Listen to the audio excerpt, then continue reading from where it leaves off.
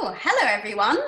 Welcome to this webinar on exploring biofeedback-based VR experiences and how they can be used for anxiety management.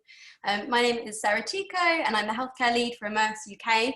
But full disclosure, I do also work with our lovely speaker, Joanneke, on Explore Deep. I actually came across this project like 3-4 years ago now, when I was a curator at something called the Big Anxiety Festival over in Australia, and it was the first virtual reality experience that I ever showed, and have just been completely in love with the project ever since. And so it was this time last year, I think, when the team asked me to be their producer, and I just couldn't say no, because I think it's such a beautiful example of a project that really brings together art and science. And I think now, especially with everything going on in the world, then talking about how technology can really help people with anxiety and mental health, I thought this was a really great opportunity to share some of the amazing research that's been going on. Unfortunately today Isabella couldn't join us, but we're really delighted that Jo can be with us and tell us about her amazing work. And yeah, just to let you know a little bit more about the healthcare work that we've been doing with Immerse UK over the last few years. So it's been about 2 years now that we've been working together and really exploring how immersive technology can be used in healthcare. So in that time, we've developed a partnership with Barclays Eagle Labs, and we've been doing a touring series around the UK, specifically around immersive technology in healthcare. And we've got a webinar coming up in a few weeks' time as well, exploring immersive arts and well-being. We've also been running conferences and roundtable events and innovation sprints, and you're looking very much forward to running more. So, so I really recommend anyone signing up to the Immerse UK membership. You can find more details on the website. And with that, I think what we'll do is we'll pass it over to you now, Joanneke. For anyone that has any questions, if you just like to put it in the Q&A, and then we will save 20 minutes at the end for more discussion as well. So whenever you're ready, Jo, over to you. All right, I'm going to share my screen. Hopefully that is going to work out.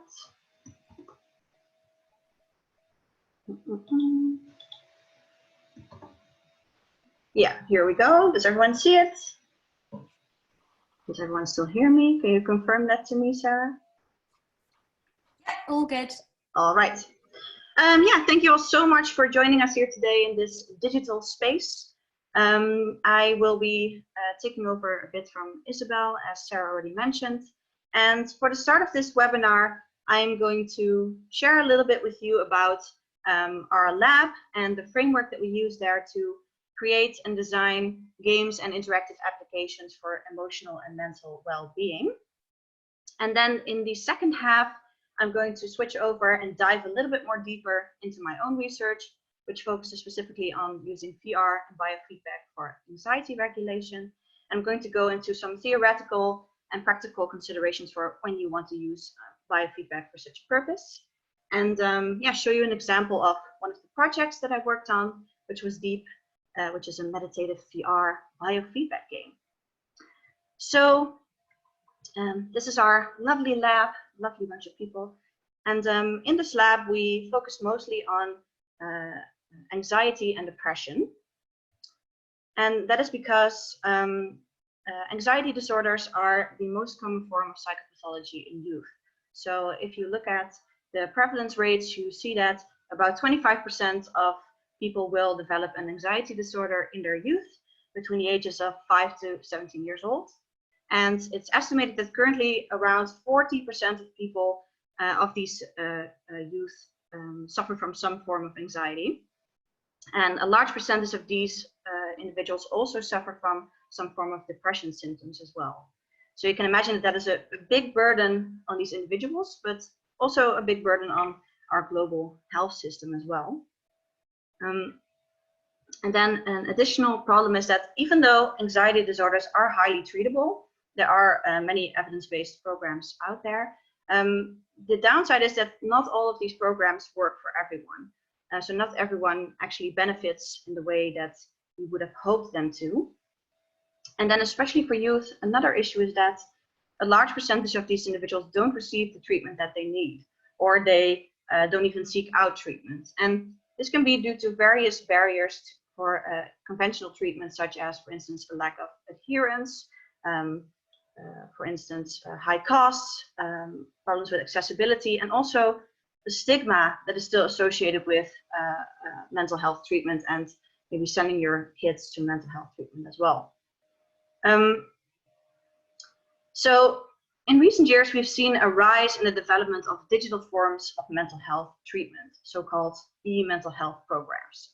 And there have been numerous reviews indicating the enormous potential of technology to improve and to improve the appeal of these interventions, to improve effectiveness, costs, and to broaden the reach as well. However, when you look into the numbers, you see that the promise of digital mental health interventions hasn't really lived up to the expectation. So you see here that for adults, it's the case that even though they are moderately effective, it is mostly when there's also an active therapist still related to the program. So not as a standalone digital treatment program, for instance, then the effects become smaller. And when you look at children, you see that the picture becomes a bit more grim. So there, even these e-health programs usually have small to even no effects compared to active controls. You see that in numerous of these meta-analyses and reviews that talk about this, some challenges have been repeatedly identified in the current programs as they are, as reasons why they don't really live up to the expectation yet. And that is, for instance, still a lack of engagement and fidelity, but also a lack of personalization. So they're really not that well focused yet on specific users and their specific needs. And they all kind of end their discussion in a similar way, that we need to do something about this. But then, unfortunately, not really any specific guidelines are given as to how we can move forward and how can we improve these interventions for these youth. So I'll share the framework that we have used in our own lab to address some of these issues and what has inspired us to move forward. So the avenue that we chose, and that was inspired much of our work, started with looking at video games and seeing whether we could harness the benefits of video games to improve treatment programs we have for especially for youth, but also for adults as well.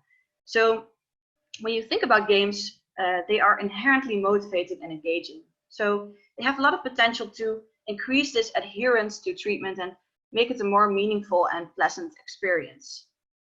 And in addition, games provide an ideal context to practice new skills because they are designed in such a way that you really want to keep on trying until you improve and really persevere until you get to the next level and develop new skills.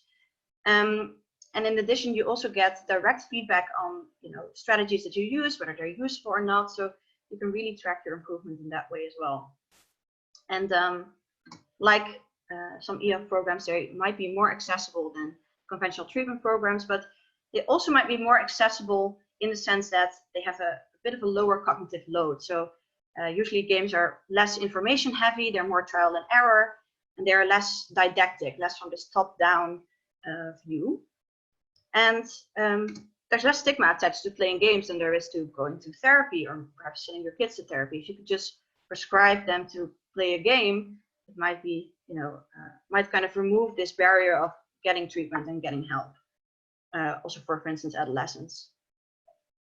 And then there's also way more potential for personalization. So one example of something that games can do very well is that they have this dynamic difficulty adaptation. So the challenges in the game are really adapted to the current level of mastery of the player. So they do this in such a way that it doesn't become too difficult, so that it's frustrating, but also that the challenges are still challenging, so it doesn't become boring.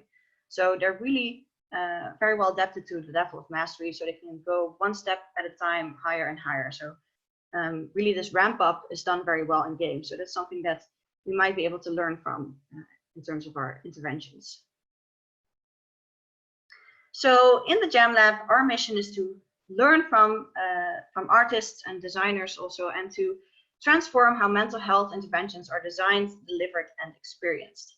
And as you can see here with this tree, the core or the root of our work is really informed by scientific and therapeutic insights. So we really look at the evidence initially to see what do we know works well to improve certain mental health issues, such as, for instance, anxiety or depression. However, we want to create a balance between art and design because we want to avoid, again, the same problem that e-health programs have, that it's just going to be a conventional treatment program with some game elements sprinkled on top or some technology thrown into the mix. So we really want to avoid the so-called chocolate-covered broccoli effect because kids will not eat that at all, and they won't engage with it. So we need to collaborate with artists and designers who we know how to do these things well, so we can provide a meaningful experience that triggers genuine emotions, so that people feel empowered and they feel relevant and they feel motivated to actively want to engage in treatment. So they really want to pull it towards them and really actively work on improving themselves. And so there's, in all of the projects that we have and all of the games that we develop and test in our lab, there's really a tight-knit collaboration between care partners, commercial partners, and also design partners, and also the target groups and the youth themselves. And all of these streams really influence each other and inspire each other, and it's really tight-knit collaborations. So you see here, for instance, a nice example of some of the design collaborators that we work with, some wonderful people in commercial and also game development and art. And then I'm aware that this is a pretty daunting slide with a lot of information, but it's kind of an overview of the projects that we have in our lab. And I just want to point your attention to the fact that, again, all of it is, the core of it is theory. So for instance, you can start from cognitive behavioral therapy, and then we look at what mechanisms of change do we want to facilitate that we know are linked to positive outcomes and mental well-being, for instance, anxiety. So you can think, for instance, about reappraisal. If we know that that is important, then we can look at what design aspects within the game or within the intervention we can use to facilitate these changes, to really see what elements can work to facilitate that. So that's kind of what we use as a framework for all of the projects that we have in our lab. And then in terms of what a timeline might look like is we have a game development stream on top, and then there's an intervention stream on the bottom, or a science stream on the bottom. And you see that there's constant influence between the two. So they inform and influence each other at every step of the way, especially in the beginning, where there's really a more strong iterative interaction at the start, maybe a bit less so at the end. But yeah, all of these design goals and intervention goals really work together with each other. So I want to take you through an example of one of these projects that has been through most of these steps already. And that's kind of was one of the first games that we designed within our lab, which was MindLight. So MindLight is a 3D video game, so it's not in VR. And it's focused on anxiety prevention and intervention for children. And it's based on principles of neurofeedback and exposure. So exposure being a concept from anxiety treatment where you expose people to a high arousal environment so that they can learn to overcome their fears. And neurofeedback is that brain activity is measured and that influences and is visualized in some way within the game. So specifically the way this looks is, in this game, you are a boy named Artie, and you are in a creepy house that is full of shadow monsters. And so it's a really anxious environment. And in this game, this boy finds a magical hat that has a light attached to his forehead. And the brightness of the light is linked to the brain activity of the player. So the player wears this headset. It is a NeuroSky headset with a one-channel dry sensor EEG. And it measures how relaxed the participant is at the moment of playing. And the more relaxed they are, the brighter the light within the game shines. So then you're able to better fight off the monsters in the environment as well. So the timeline of all of our projects can look something like this. So you have the game development timeline on the x-axis, and you have the intervention development on the y-axis. And in the development part, it really starts out, for instance, with very simple, small paper prototypes. And then at the science side, it starts off with more smaller pilot studies with only a select group of people. And then over time, game development kind of moves to more sophisticated, more programmed prototypes. And for science, it moves to bigger studies with bigger samples. So for instance, this can lead to a randomized controlled trial where the efficacy of the game is compared to, for instance, already existing or conventional treatment programs. So when you look at paper prototyping or looking at art, this can, for instance, look like this. So in MindLight, there were some pictures of monsters that we're trying to design for the game. And then they were shared with these children and seen, which one of these would be more scary to them. And they actually found the ones with 2 eyes more scary than the one with 1 eye. They actually found that cute. So, that shows you how important it is to really test out your material in the beginning, even in small ways like this, to see what kind of effect they have on the kids.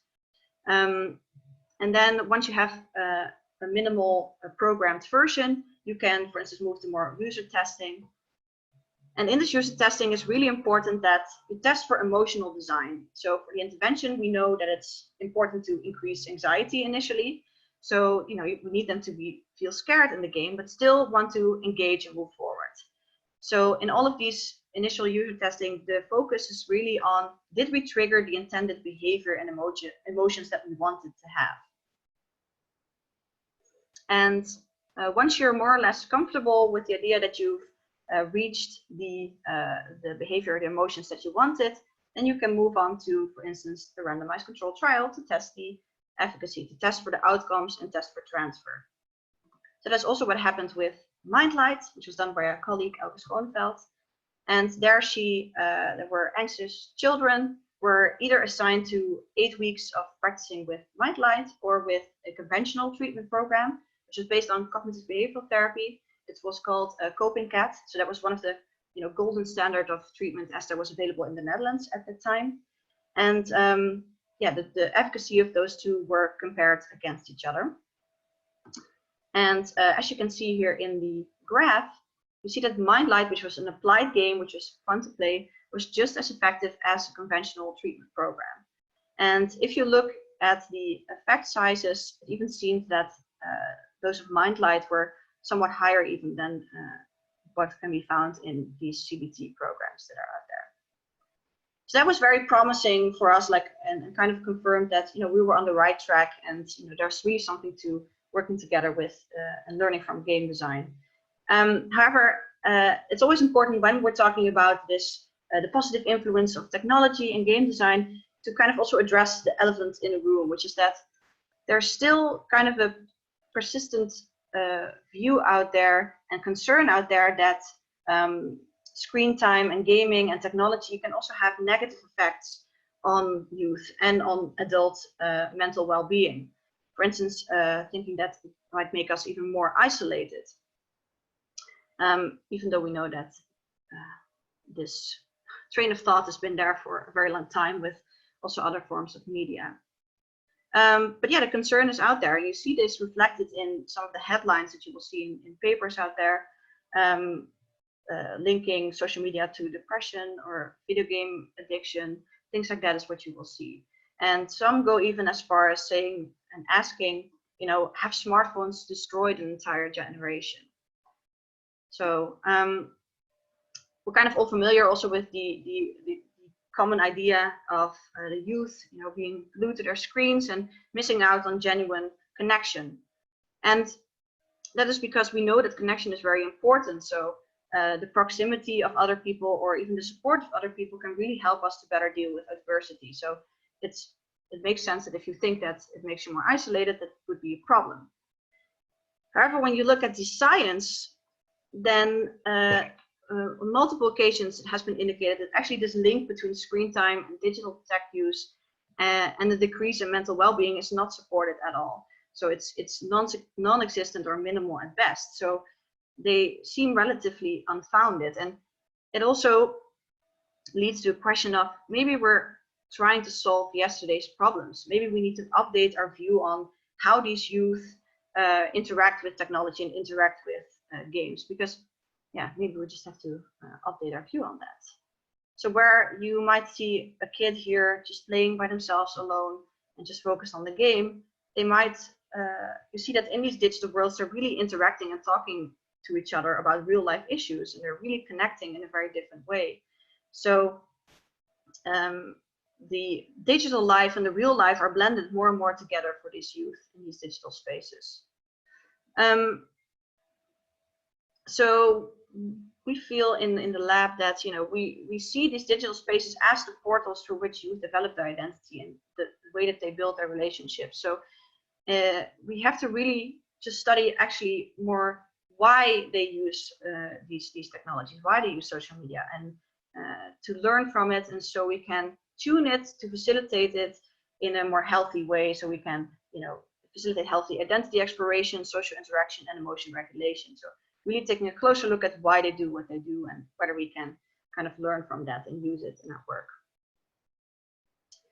So yeah, even though there might be a concern that with increasing technology it becomes more isolated and we're all going to be in our own digital spaces, we see that very differently. So you see that the future is embodied and interactive.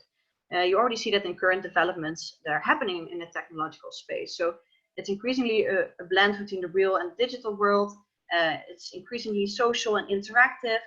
And you also see that there's an uprise again in the use of sensitive biosensors that are measuring and can give feedback on people's physical and mental states.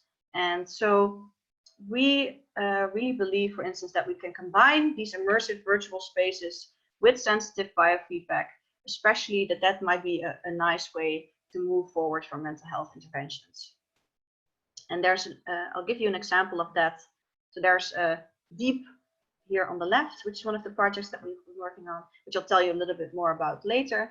And then there's also a project called BioChill, which was for police. So this is one example where virtual reality and biofeedback can really be combined together to improve emotion regulation. So this was meant as a police training intervention, actually, to train decision-making under threatening or stressful situations, because, well, these professionals are dealing with, you know, important decisions on a day-to-day basis, and it's really important that they are able to keep their cool and make the right choices. And so existing training programs that were there often lacked the immersion and control that was needed, and it was mostly practiced in neutral settings where people didn't really felt aroused at all. But with VR, you can change that. You can create situations like that. And then when you use biofeedback, so when you measure people's physiology while they are in these environments, and you provide feedback on them, they can learn from it and see whether they can get a better handle on down-regulating their anxiety and in a more efficient way. So I'll show you a bit of how that looks like. Believe it or not, what we ended up with was a zombie shooter. So I know that this is a very dark picture, but what it's like is that you are in an environment where zombies are coming at you from all sides. So it's a very high arousal environment, and they get a call signaling a specific target, and they only need to shoot those, and they don't have to shoot others. So they really have to pay attention to that information as well. And in this environment, their physiology is measured while they are in this VR environment, and is visualized in such a way that the policemen, while they're in there, can kind of track how they're doing and whether they're able to keep their cool. And especially this is linked to the field of vision. So that is why this picture is very dark. So the more stressed you are, the more your visibility becomes constrained. So it's almost like a tunnel vision. So here it's almost super dark, and maybe there's only just the eyes that you can see light up. But if you are able to kind of calm down and relax, then the vision becomes a bit more clear, and you are able to see your enemies better, and you'll be able to respond and take better decisions that way.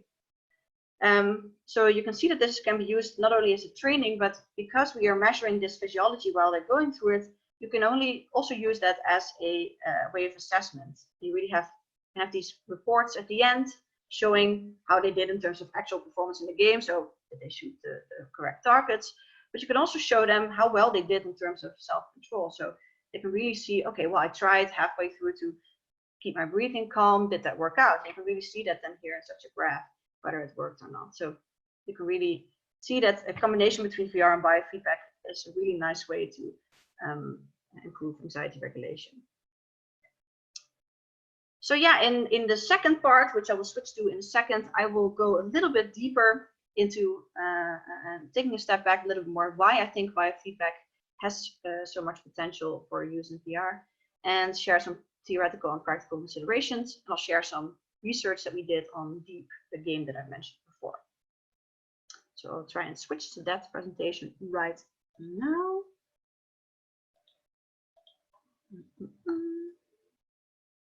Yep, I think we're there. So why biofeedback? So why do we think this has such a potential for anxiety regulation? I talked about it a little bit, but I want to go take a step back for a second. So biofeedback, what it is that physiological change is measured by some form of sensor. So you can think about, for instance, breathing, you think about heart rate, but it can also be brain activity. And changes in this physiology is then visualized in some form or another to the participant. So this can be, for instance, here in the top picture, where you see the raw signal of the changes reflected on the screen. But it can also be visualized with simple graphs and kind of move up and down, or simple animations, such as you can see below here with this airplane that, based on the brain activity of the participants, can kind of move up or move down. And in that way, you can really get a sense of how your physiology is doing. So all of this is to kind of provide more awareness of physiological change, so-called interoceptive awareness.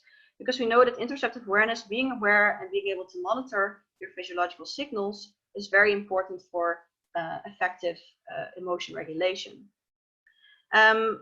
So biofeedback training that goes a step further and really helps to practice with the self-regulation. And it does that by using operant learning principles, one being the feedback, but also being reinforcement.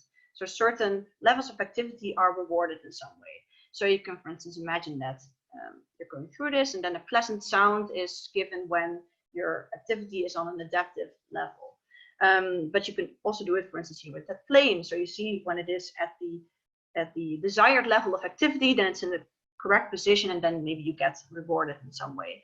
So you can really see whether you're doing well or not. And it can also be, and it's oftentimes combined with relaxation techniques. So then when you are, for instance, using breathing techniques, you can really see the effect that it has on your physiology and see whether you're going in the right direction or not. So biofeedback has been around for actually a pretty long time. So already in the 70s, they started kind of figuring out whether you could use this in a way to enhance this interoceptive awareness.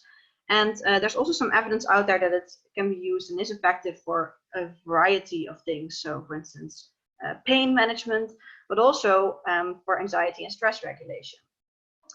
However, it has not been that widely adapted yet in conventional treatment. And that is because for a long time, there were some practical limitations, such as the hardware was not always intuitive to work with. It was still relatively high in terms of costs. And it also took a lot of time commitment, also for the participants themselves, because these training sessions often involved many trials that you had to repeat. And you can imagine, especially for youth, that then in terms of adherence and motivation, it becomes really a problem. So maybe in the beginning, it's very interesting to see things happen and change based on your physiology, but at some point, it's going to become old and it's really going to get hard to really stay motivated. And again, like I mentioned in the biochill example, for instance, is that oftentimes these training sessions are done in a neutral setting. You're just in your own room, and then you can try to regulate your physiology, but it would be more effective if you can really practice it in an environment that makes you anxious. So I believe that VR, for instance, virtual reality, because it's so immersive, can really address some of these limitations. So it can increase immersion, and it can provide people with a controlled, high arousal environment that really makes them anxious. And then you can use that setting to actively practice self-regulation by using this biofeedback layer on top of it. And then if you even combine that with game elements as well, then you also solve this adherence and engagement problem. So yeah, I think that really the combination with VR and game design and biofeedback might be a very promising avenue to move forward in anxiety treatment. Because then with VR and this biofeedback, the anxiety regulation techniques can be internalized and it can be automatized in an intuitive and engaging manner. So that's what inspired my research. So In my research, I'm mostly focused on exploring the potential of game-based biofeedback interventions for anxiety regulation, such as DEEP, which I'll tell you a bit about later.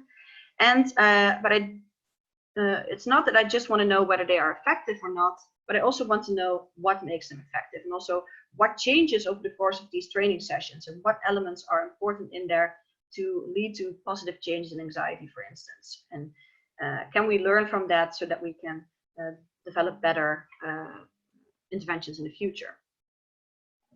And that kind of all started when I started looking into the literature with regard to biofeedback. So what I found was that these elements are kind of thought to make up the general framework of why and how biofeedback works. So you have biofeedback with these feedback and reinforcement mechanisms, and that will lead to an increase in this interoceptive awareness, so this awareness in these changes in physiology.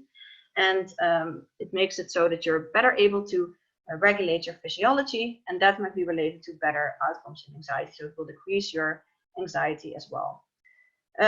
However, I found while going through the literature, there were several gaps in this framework, and still there's very much unknown about the underlying mechanisms of change, especially when it comes to psychological processes.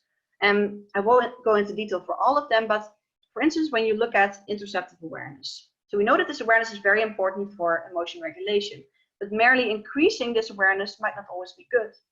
Because, for instance, if you think about social anxiety disorder or panic disorder, there's often a hyper focus on this physiology, and it's also interpreted in a way that it signals threat. So it's seen as a threatening situation. So if I, for instance, were to focus too much on my physiology at this moment, so I would be really aware of my heart beating in my chest, then it would only increase my anxiety. So just increasing it is not always a good thing. So there must be some other things going on as well.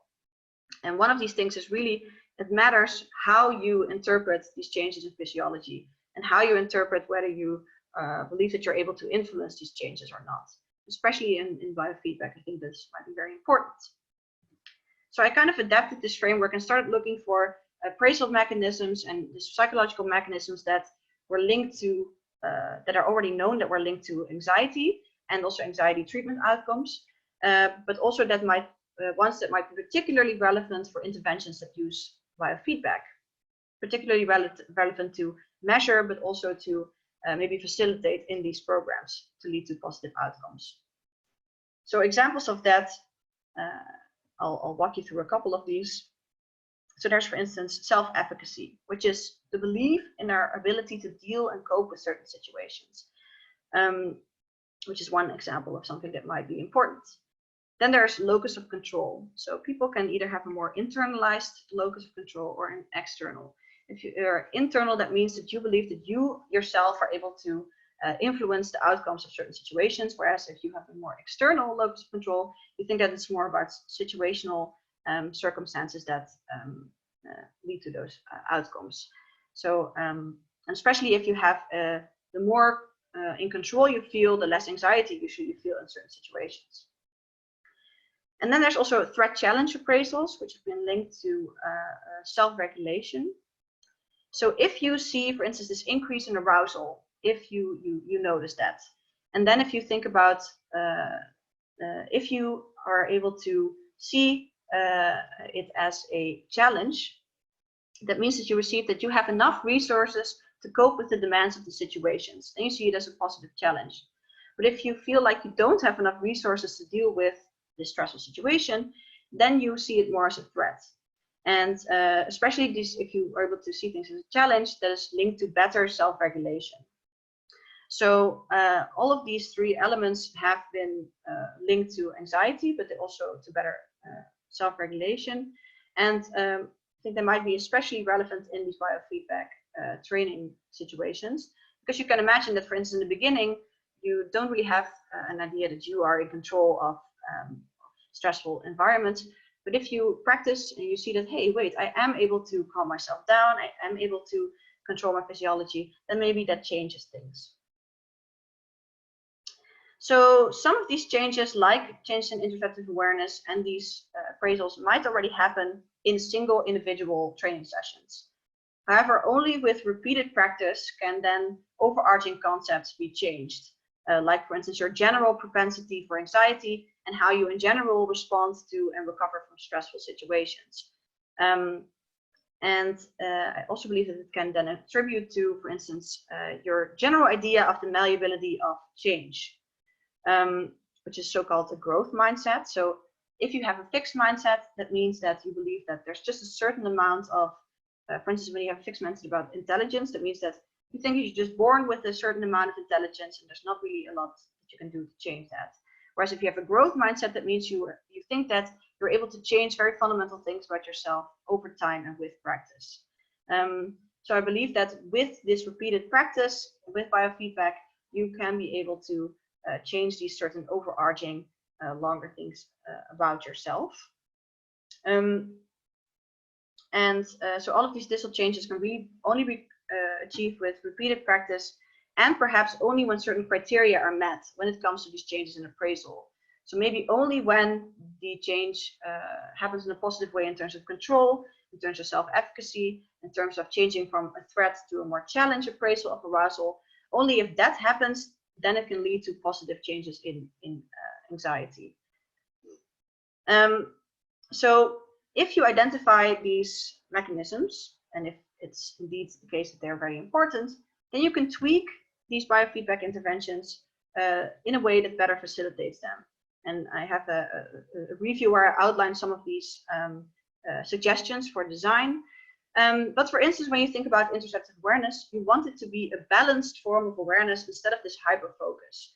So that means in terms of design, that for instance, it's maybe not beneficial to show this change constantly, but maybe it helps better if you show it only intermittently, or that you have to make sure that it's really blended with the environment and that there's other things in the environment catching your attention, so that you're not just only focused all the time on this physiology, but that you create a balanced awareness. So that's one example, for instance. So again, for all of this, what you see again is to change. Change is important and repeated practice is important, but that is not possible without people feeling engaged. And but that doesn't mean that, for instance, just by using VR, or just by using games, or just by using biofeedback, that is a guarantee that your participants are going to be more engaged. That's not the end all be all of everything. You, in addition, also need still a strong design framework, and you need a multidisciplinary team that really looks at the individual needs of the participants, so you can really adapt to those needs. Otherwise, you fall into the same pitfalls again that the health treatment and technological programs have had in the past. So the project that I've done a lot of research on in the past couple of years, and that most of my research was inspired by and focused on, is a game called Deep. So Deep is a meditative virtual reality game controlled by diaphragmatic breathing. And I'll show you a little bit of a video that kind of shows you how that exactly works. And let's hope that you will hear the sound. It has a nice breathing practice in the beginning. So if you want, you can kind of breathe along, kind of recover from all this theoretical information that I just threw at you.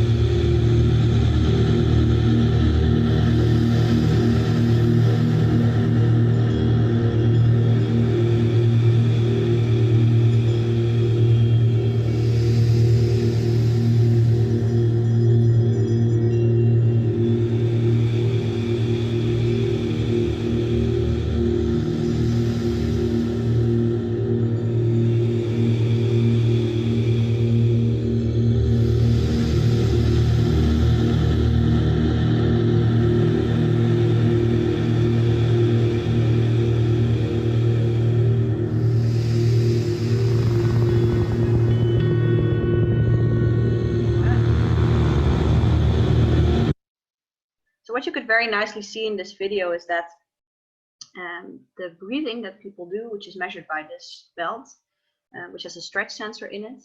It not only influences the world in this virtual environment, so it doesn't only just, for instance, influence that circle that you saw or the plants in the environment, but it also influences the way that you move in the game.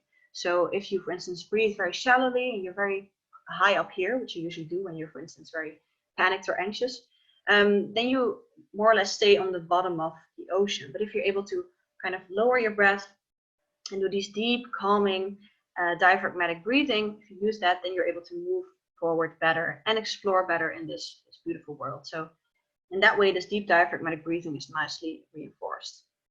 Oh, moving on. Stop it. Yes. So over the last 4 years, we've done a lot of research with deep, from smaller pilot studies to bigger studies with younger children, but also with young adults and students, with healthy samples and also with samples that already have existing anxiety symptoms. And in all of these research studies, what we focus on is we want to kind of know what changes occur as a result of playing deep. And of course, the main question is, does it have a positive effect on anxiety? So either in the short term, so the anxiety at the moment, or over a longer period of time. We also measure physiology. So while they're playing, we measure, for instance, breathing. We measure heart rate, so we can really see, do they actually start breathing calmer and slower? But I'm also, for instance, very interested, of course, in these appraisal mechanisms that I talked about before. So for instance, do they feel more in control over time? Do they feel more competent? Do they have a higher self-efficacy? Things like that. And then another thing that we also want to see in these studies is that how do specific mechanics in the game or therapeutic techniques that we put in there, how do they contribute to the effectiveness of the game? So an example could be those visualizations that you just saw. So how much do they contribute to the effectiveness of, how much do they help people? But we also, for instance, in a later version, most of the environments are all very calming and nice. But then we also want to create an environment that actually increases arousal. So that's more of an exposure environment, so to speak. And so we can also see what kind of effect this environment then has on our players. And they can receive practice in these type of situations. And with everything and in all these studies and setting them up and thinking about it, science and game design really closely inform each other all the time. And we really have a close-knit collaboration from the start. So one of the more recent studies that we performed was a bigger randomized controlled trial where we screened undergraduate students for anxiety symptoms, and those with elevated anxiety symptoms were selected to participate. And then they were either assigned to 4 training sessions with DEEP or the control group, which used a guided breathing smartphone application. So it was an active control group. And this breathing application on the phone did not have any VR, also not any biofeedback. So it was just an application that is widely used already and widely available in, for instance, app stores. And as you can see here on the bottom, it's just basically an app that kind of has a bar that goes up when you need to inhale and a bar that goes down when you need to exhale. So just a passive breathing exercise. And then 2 weeks before they started with our training session, we measured it then just before, in the middle of the training, at the very end of all the training sessions. And then we also had a 3-month follow-up measure to see the transfer of these and to see whether this decrease in anxiety symptoms would last, for instance. And then in the single sessions, we measured, in each training session, we measured state anxiety before and after, and arousal before and after. And we also assessed, for instance, engagement, but also these appraisal systems that I talked about before, such as self-efficacy. So we can really see the changes if they're happening across these sessions. And then in a larger project, we also focus on physiology, but I won't go into that at this point. Yeah, we're currently working very hard to release the results of this and writing that up. So you are very lucky that you can get a sneak peek already into some of the results that we found there. So what we found in terms of results is that there was a significant decrease in anxiety symptoms from before the training to after the training. And then from after the training, this decrease remained stable. So it didn't go up again after the training to 3 months follow-up. So that was very promising.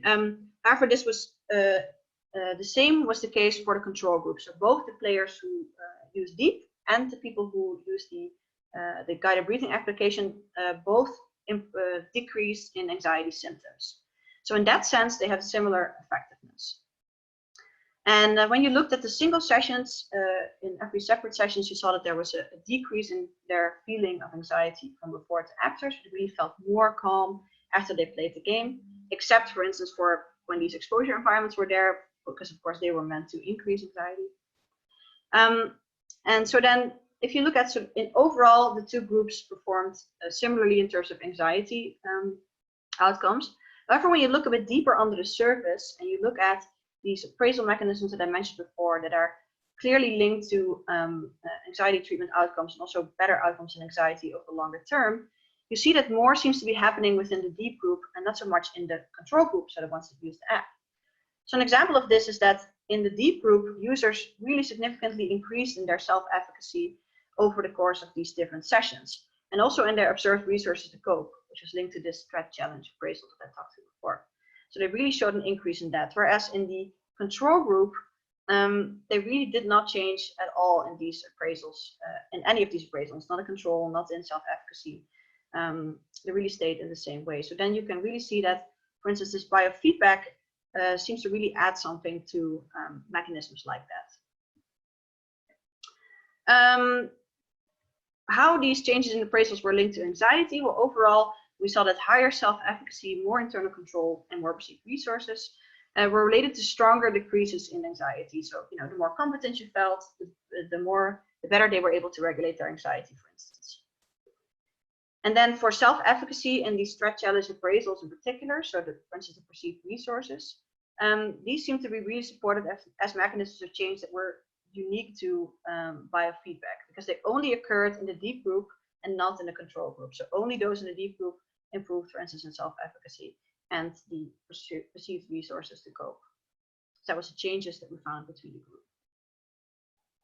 Then one other recent study that we just published, which is online, is we also wanted to see, okay, how would DEEP, for instance, be able to, how could we use it, for instance, in a special education setting? So how does it behave in practice, more or less? So we had adolescents from special education with elevated anxiety symptoms play the game. So they had 6 DEEP sessions over the course of 4 weeks, and they were interchanged by days where they did not play DEEP. So you could compare these days with each other in a so-called single case experimental AB design for anyone that's interested in that. Details of that, of course, are in the paper. And what we found is that there were significant reductions in anxiety and also disruptive classroom behavior, as was observed by the teachers, on days where they played DEEP for the majority of kids that played. So that was a very promising result.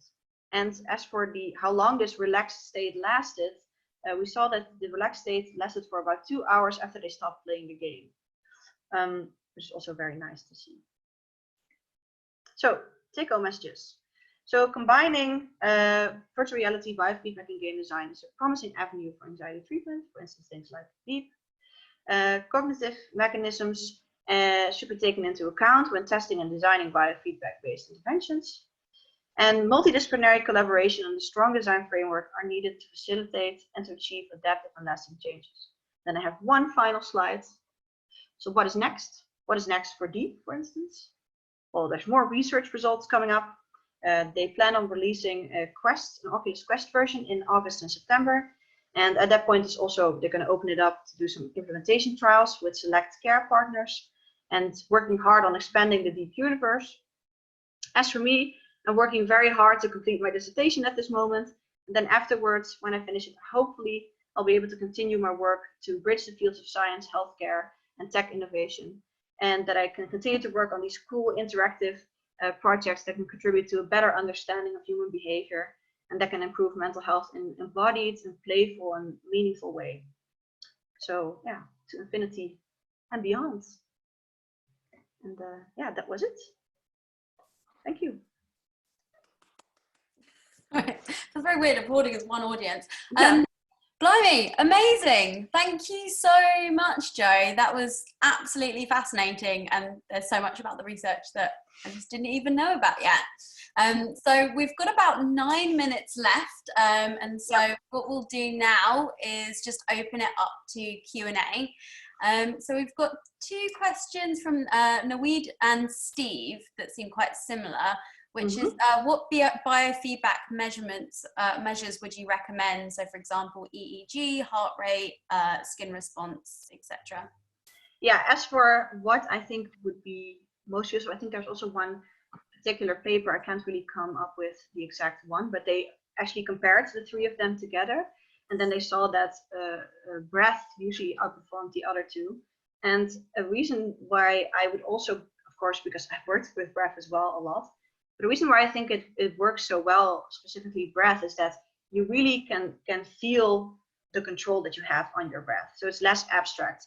As for heart rate and EEG, it's for the participant, it's way more indirect and abstract the way that you influence it, right? Whereas breath, you can really feel it already. You can feel it in particular, but whichever form you use, you can always, of course, choose to then on the side still measure changes in heart rate and skin response if you want to see if it influences those channels as well. But yeah, I really believe that because of this control factor that breathing might be the most elegant way of doing it. And so in the research as well, or in the whole development of DEEP, why was it that a custom belt was created, and did you use that in the research as well? I think that initially a custom belt was created also because a lot of the measurement systems that we have out there are usually not that open source, so it's not really that open to see how do they specifically measure it, or how do they specifically measure changes, because of course they want to sell their software and hardware to people. So and especially for scientists, it's very important that you kind of know what is behind it, and you can look into it and you can collect the data. And also, even though there's things out there like the Fitbit and apps on your phone, then that becomes, if you combine it with research, very complicated, because then you have sometimes ethical concerns because you don't know exactly where the data is stored and whether it's stored safely. So yeah, there's different reasons for that.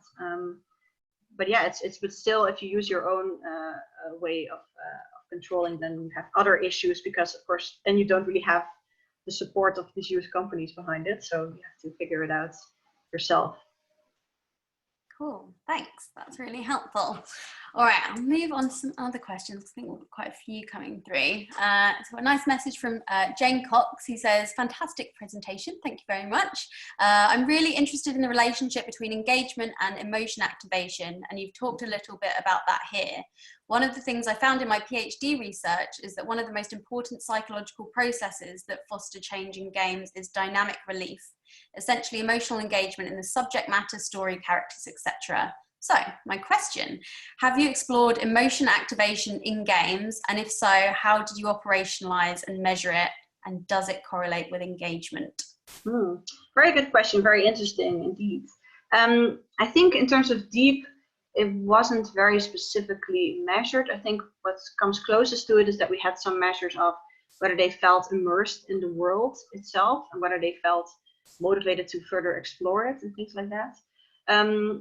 As for the other games, I'm not really sure whether there was explicit measures of that, but it is, of course, very important because the one game is not the same as the other, and so you really want to know whether people are engaged in the subject matter, and it really matters because for some people one game might work, for other people other might work. You already see that in DEEP as well. So some people connect with it instantly and they really are involved and engaged with the world, but for others this more open space exploration doesn't really fit their own needs or fit their own their own way of doing things. So then it doesn't really connect. So I think it's very important that we indeed do find ways to measure this in a good way. And speaking of measuring things, then Daniela asks, which questionnaires did you use to measure the outcome variables? I'm trying to find a specific just measure outcome variables. Yeah, so we have, for instance, in terms of anxiety, we use the state trait anxiety inventory to do that. We also had a questionnaire which focused more on physiological arousal. So most of them are that I've reported on now were self-report measurements. But we also have the physiological measures that I mentioned before, such as the breathing and the heart rate, which are still being analyzed as we speak. So those kind of measures we have too. As for with the study in the special education, I think that the anxiety was self-report as well, but the classroom behavior was, for instance, done by teachers, teacher reports. But I can't really think about what specific questionnaire they use. I think it might have also been still state trait anxiety, but yeah. Cool. That sounds great. And if anyone has questions afterwards, then feel free to. We can share our contact details at the end and Twitter and all of those things. I don't know if we're going to get through all these great questions. Yeah. What else is there? Kevin Moss, lovely Kevin Moss from Rescape asks, have you had any insight around heart rate variability? There is obviously an interesting correlation between breathing and heart rate variability. Have you done any research? Yeah, so yeah, that's indeed very interesting. So that's really something that I really want to look at into the data that we've collected. So we do indeed have heart rate variability alongside the breathing. And you could also really see how they influence each other. So kind of map them onto each other and see how much they influence each other. You also have, of course, this RSA response that is interesting to look at.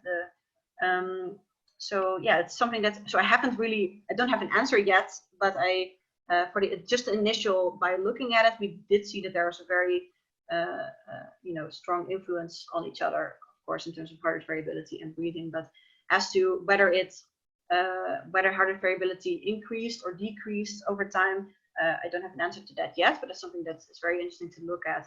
Also because the heart rate variability has been linked to anxiety as well. Yeah. Cool.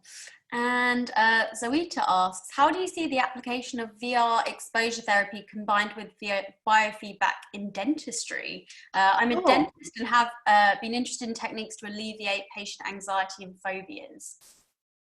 Very interesting.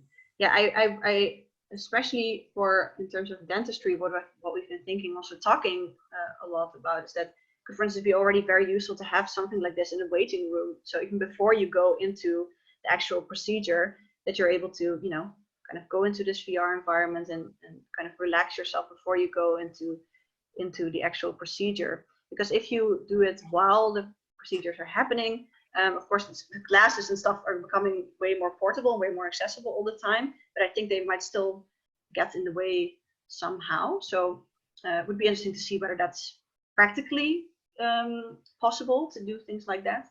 But it could also just be very simple. It doesn't necessarily, I guess, have to be VR. Of course, that increases the immersion, but you could also have maybe a projected version of it on the ceiling, for instance, and just have kind of this breathing circle on there, kind of telling you how you're doing, and that you can kind of focus on that. So I guess there's creative options to explore there.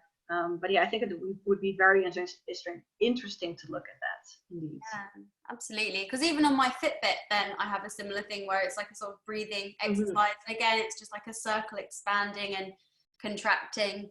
And again, with like things like sound as well, there's so much interesting stuff coming out around like immersive audio.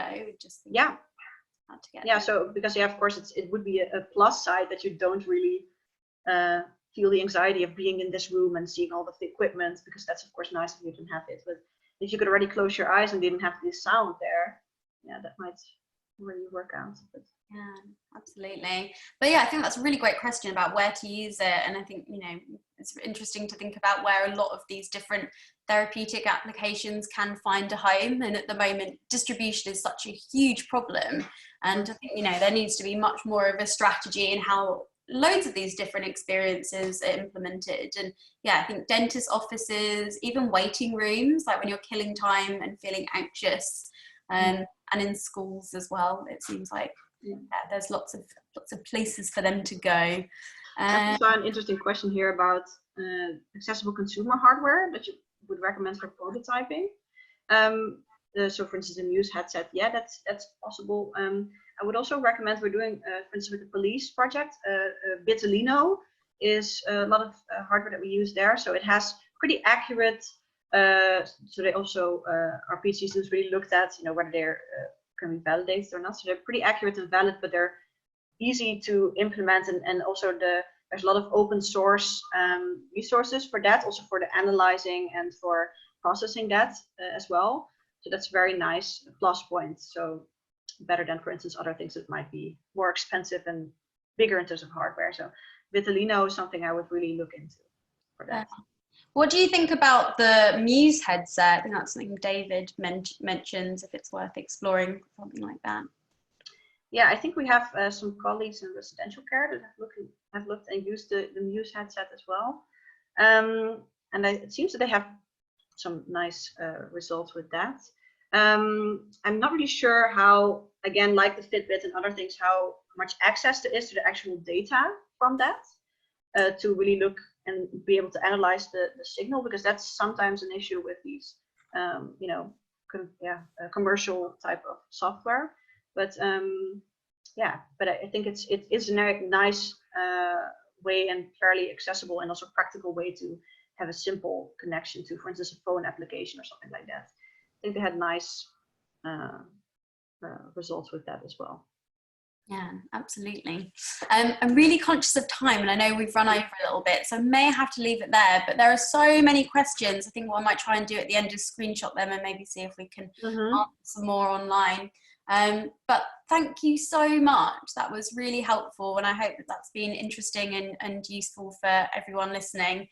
I think this is one of the best turned out webinars that Immerse have run for a while, and so it's really great to know that there's an interest, and I really hope there is, because I think one of the real strengths that we have with technology right now is actually how to help people and keep them connected and think about new creative ways of being able to do research, but also work with artists as well. I know that's one thing that I'm super duper excited about. And yeah, if you want to keep in touch with us as well, you can email hello@exploredeep.com for any questions. Joanneke, what's your Twitter handle as well? It's I have it on one of the slides. It's @Joanneke, but with a Y instead of a J. And you can also look at the Gem Lab, of course. So that's gemhlab.com. So that is our entire lab, and there you can also find ways to contact me through there as well. So yeah, I thank you all so much for coming. I thought it was I couldn't really see your faces, of course, but from the questions I could really tell that you had some interesting thoughts going on as well. So if there's any questions that you have, please contact me and I'll try to answer them. And yeah, I had a lovely time. Awesome. And for anyone listening as well, then yeah, we'll be running many more of these as well. If there's anything that you're specifically interested in hearing about, then please let us know, because there's loads of people doing really exciting things in space. On Wednesday the 27th, then we'll be running our event with Barclays Eagle Lab on immersive arts and wellbeing. So we'll be joined by Rosie Collins from the Fred Company, Matteo Merla, who is an art therapist in the NHS that's been doing some really interesting stuff around tilt brush and art therapy, and Dr. Jed Walls, who's going to be joining us from New Orleans, and he's a new media psychologist that's doing some really interesting stuff around grief and end of life. So do definitely join us for that. There's loads of interesting stuff going on at the moment as well. Frontiers in Virtual Reality have just kicked off a seminar series, and they've got loads of really fascinating events with researchers, and it's quite broadly aimed at people just generally interested, as well as people in the academic fields as well. And then the other thing I'd mention is, if you want to get plugged into the community, I really recommend VR Doctors. They don't pay me to say this, but I just think they're really great.